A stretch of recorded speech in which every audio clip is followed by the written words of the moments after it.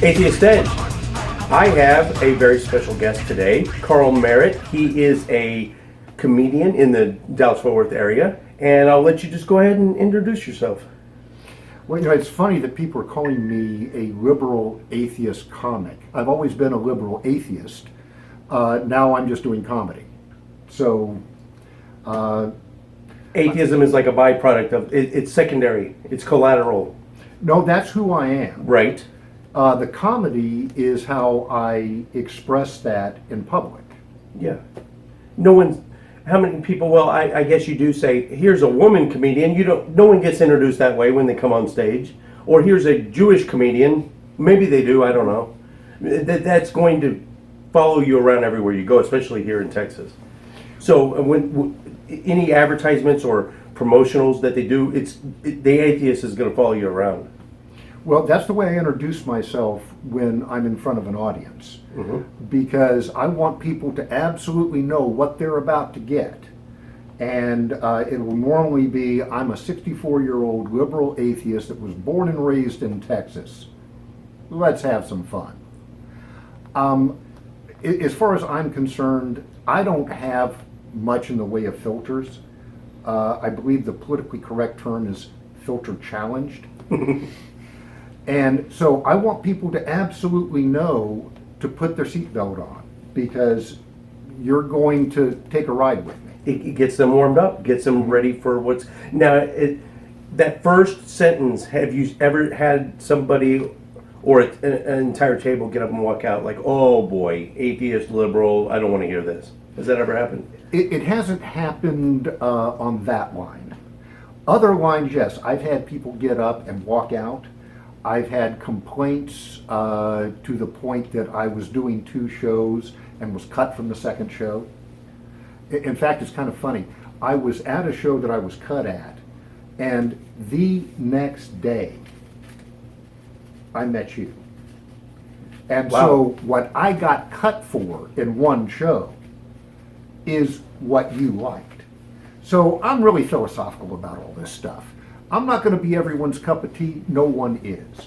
But if one group doesn't like it, hasta la vista. I saw the 8-minute set and I could not stop laughing. I was laughing my ass off, and I said, I got to get this guy on the show. That's what did it. And we're not theists.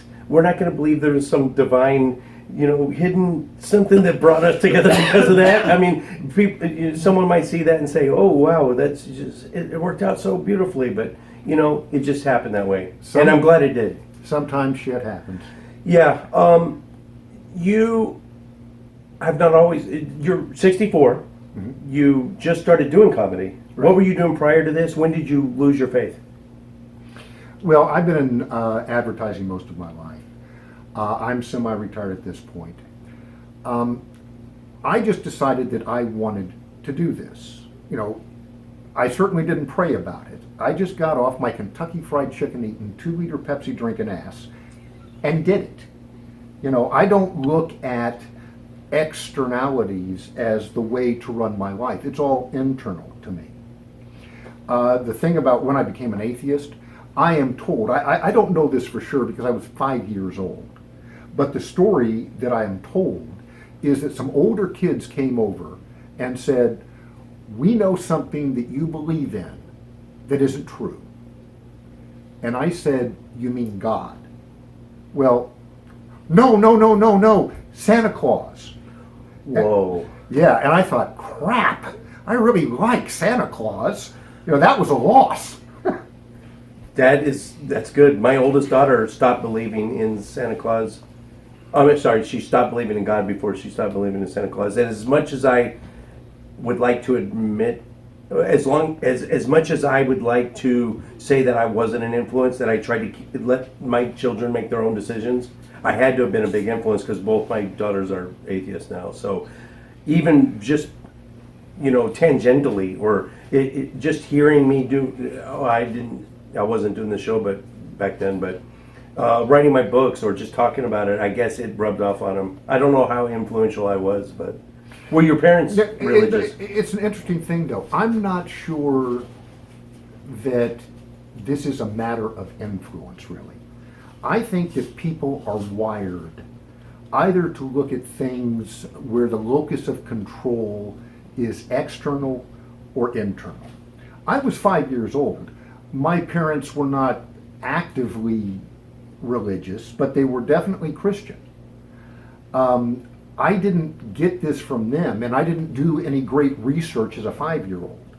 I just intrinsically had a feeling that this wasn't real. Yeah. It was a fairy tale. Yep. But I certainly didn't go through a process, and I wasn't really influenced. It was just there. So I think it's the way you're wired. The show that I watched on YouTube, and we'll plug it. I'll plug it right now. Fire for Life. Go and check it out. If you go to YouTube and just type in "Fire for Life," it's going to be the first thing that pops up. Damn, I laughed my balls off. But when I first watched it, and then now I've learned that you were supposed to do a second set that night, and you got cut. And do you want to tell the two?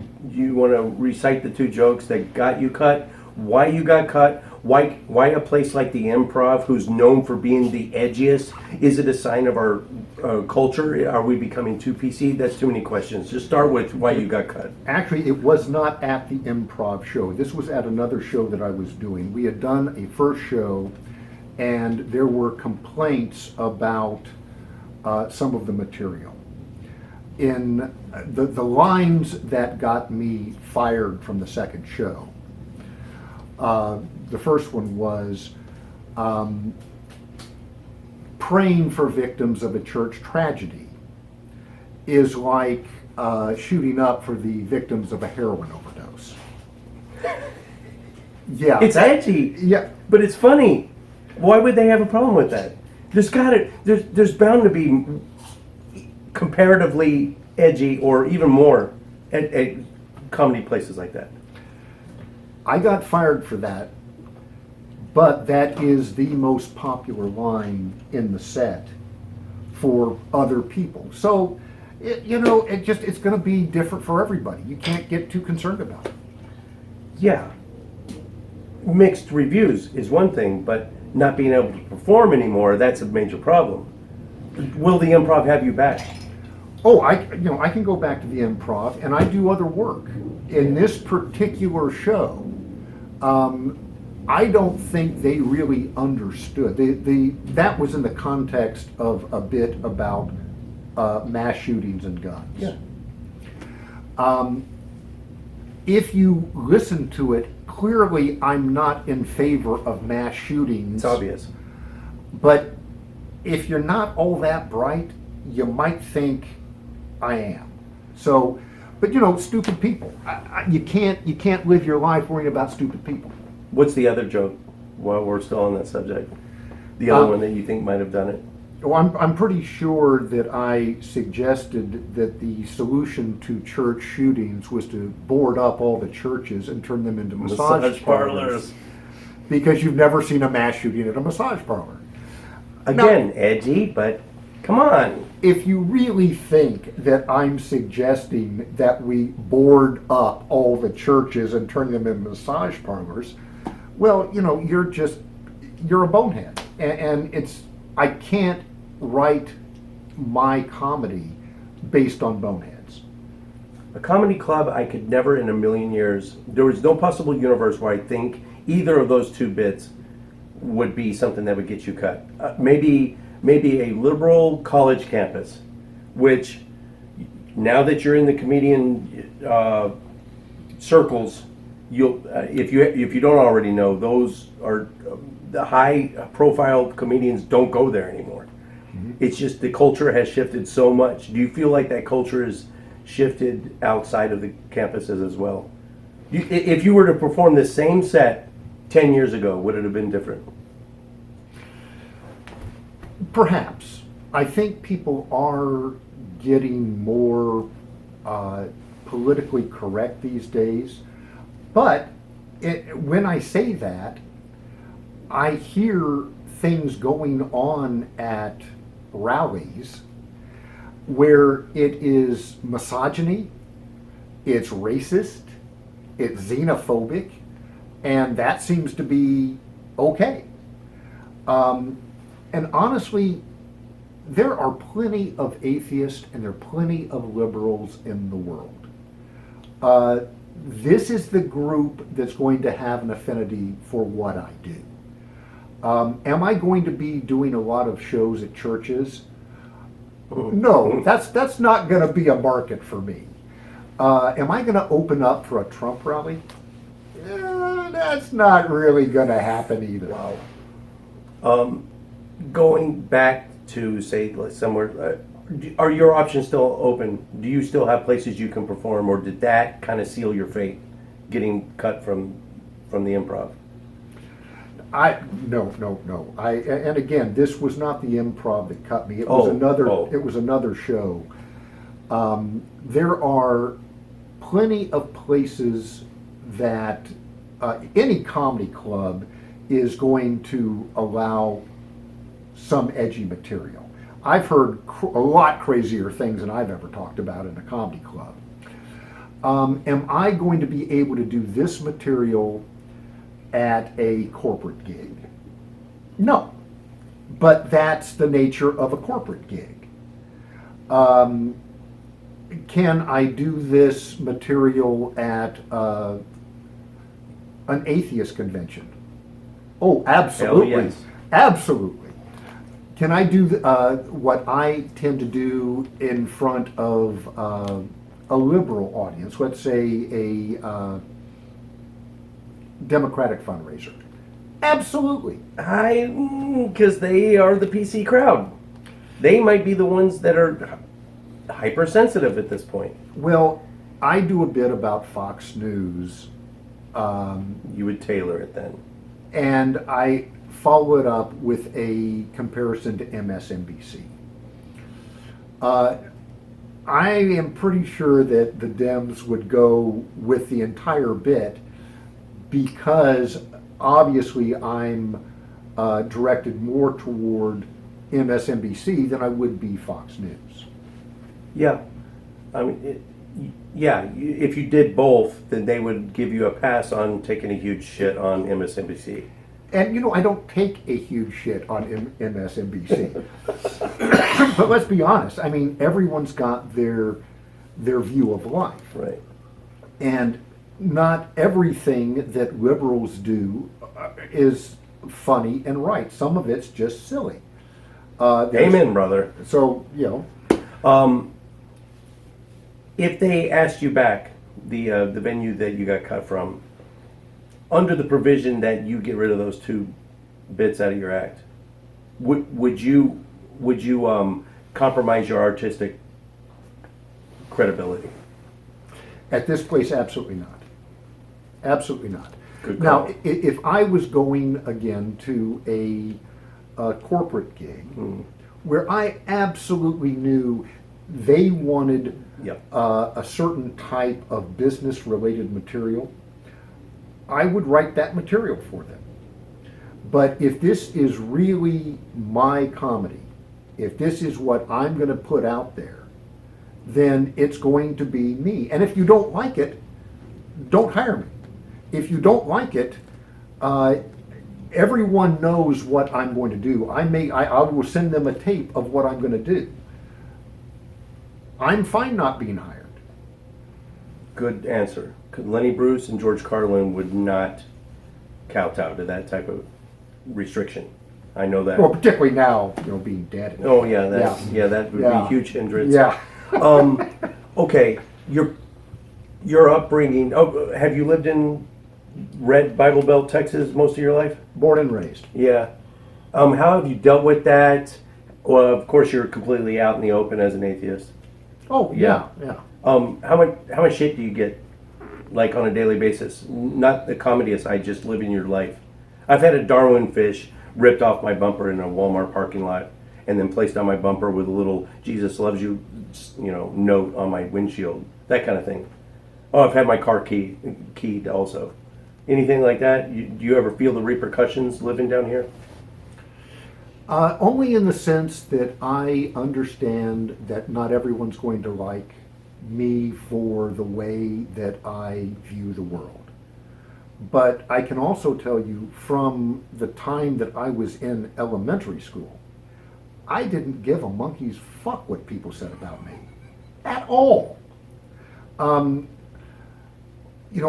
Why should I be in the position of feeling bad when you want to believe in a fairy tale and I just want to look at the world the way it is? Are there women that don't want to date me? Yeah. I tend to think that most of the time it's because they're half my age and twice as hot. But the other part of me says, no, it's because you're an atheist. There are no good dating sites for non-believers. I know that secondarily through a couple of my hosts who are single, but agnostic.com, I think it is. Plenty of Fish is hit or miss. There's some, but as soon as you put some of the sites, if you list that as your criteria, like don't even contact me unless you're a non-believer, you don't get any bites in this local area. I just hear it's very rough. Yeah. Well, it's interesting. I've been on some of those, and I've met some people, and I will say I am not religious. Religion and spirituality do absolutely nothing for me. But do you have to go a little farther than that? Because saying you're not religious and religion does nothing for you. I list myself as an atheist. Okay. So then, in the description, I say that. I also say I chose not to have children, and they make me uncomfortable. That is a much bigger problem, I think. Really? Oh, yeah. Yeah. Because even at 64. Because you find a 54-year-old woman or someone in her early 60s, she's not interested in kids either. She probably has children. Like how you would interact with them. Yeah. And grandchildren. Yeah. And my late wife would be 70 years old. And I'm saying this for a reason, because it's going to sound really bad in a moment. My girlfriend after that was 70 years old. But the last 4 women I went out with were 39, 27, 33, and 35. Holy shit, man. So That's beautiful. In my life, I've gone out with people 40 years older and 40 years younger. I do a thing about baby fever. I do not understand why a woman would rather change a diaper than a tampon. It is beyond me. I don't get it. I have the preg-not fever. I have a vasectomy, and I wear a condom, and that's just for oral sex. Well, yeah, I guess you can't be too careful. You can't be too careful. Charlie Chaplin fathered a child at age 80, just to put it in context. Well, if I did have a child, it would, I think, be a super child. I mean, it would have had to fight a vasectomy in order to be alive. It would come out with a cape, I'm thinking. Yeah, swim through a dam, and then through another rubber dam, yeah. Is there anything that we have not talked about yet? Because I'm going to turn you loose on the rest of the atheists that are watching right now for a little segment afterwards, but is there anything that let's do plugs. Okay. Yeah. Where can people find you? You can find me on YouTube on Fire for Life. There is an 8-minute stand-up set there. And that will be, you're going to be populating that with more videos as time goes. So it's a new channel, right? It's absolutely brand new. Awesome. I will tell you that it just came up.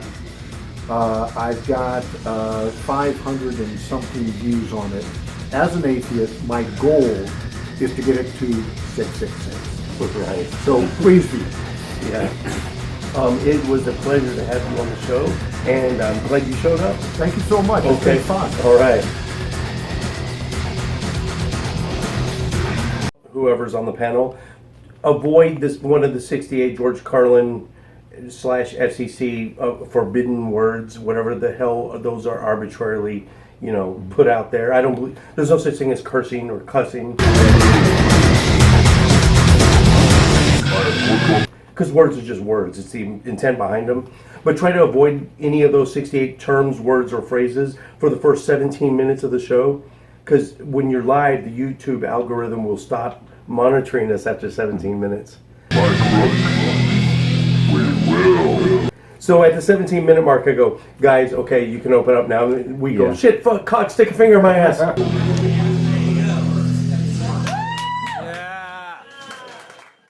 Yeah, save a tangerine twat for minute 18. The Mandarin Mussolini. That's what I've heard Trump called the other day. That was beautiful.